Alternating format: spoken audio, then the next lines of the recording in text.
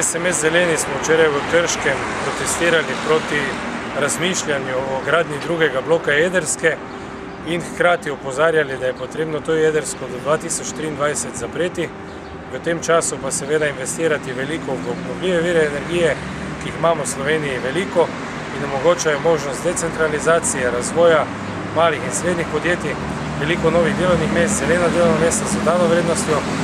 To je bilo storjeno v luči današnjega dneva Zemlje in seveda v torek, ko je 25. obletnica Černobila, pa tudi nesreče v Fukušimi.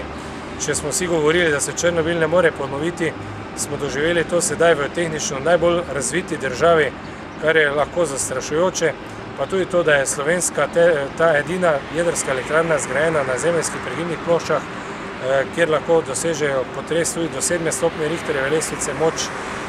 Mislim, da je čas, da se res posvetimo eni varni in okolju bolj prijazni energetiki. To je sigurno energetika obnovljivih virov, pri tem pa ne smemo zanemariti vlaganja v učinkovitost in seveda v zmanjševanje rabe, predvsem neke nepotrebne rabe energije, ki se velikokrat dogaja.